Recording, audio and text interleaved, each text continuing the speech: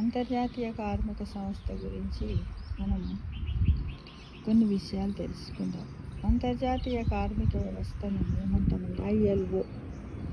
దీని ప్రధాన కార్యాలయం స్విట్జర్లాండ్లోని జెనీవాలో కలదు.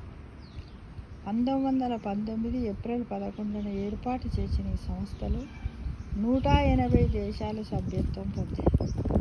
రెండవ ప్రపంచ యుద్ధం అనంతరం ఐక్యరాజ్య సమితి ఏర్పడిన తర్వాత నానాజాతి సమితిలోని సభ్య దేశాలన్నీ ఇందులో చేరాయి. ILO ఐక్యరాజ్య సమితిలో చేరిన మొదటి ప్రత్యేక అనుబంధ సంస్థ. కార్మికుల హక్కులను పరిరక్షించడము, పని వాతావరణమును మెరుగుపరచడము, జీవన ప్రమాణాలను అభివృద్ధి పరచడము,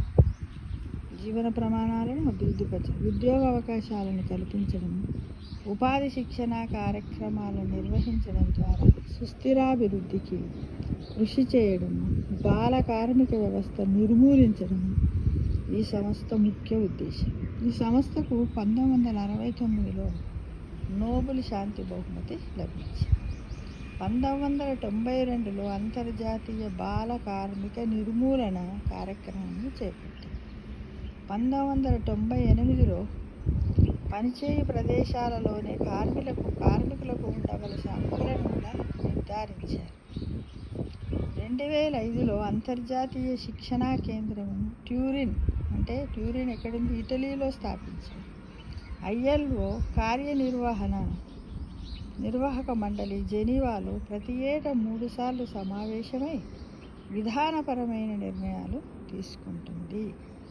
ప్రస్తుతం ఈ సంస్థకు డైరెక్టర్ జనరల్గా గిల్బర్ట్ F.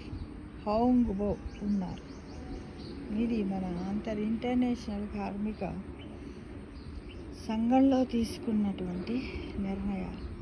అందరికీ కూడా విష్ యూ హ్యాపీ కార్మిక దినోత్సవ శుభాకాంక్షలు. May 1st wish you happy labour day. Thank you to every కార్మికులారా. శ్రమించండి, శ్రమదానం చేయండి, ఆరోగ్యాన్ని పొందండి, ధనాన్ని పోగు చేసుకోండి. సత్యమేవ జయతి అంటూ పనులలో భగవంతుడు ఉన్నాడని మనస్సును పెట్టి ఆనందంగా అన్ని కర్మాగారాల్లో అభివృద్ధికి తోడ్పడుతూ మీ ఆరోగ్యాలు ఐశ్వర్యాలు కలగాలని భగవంతుని కృప మీ ముందు ఎల్లప్పుడూ ఉండాలని wish you happy labours day. Thank you to all.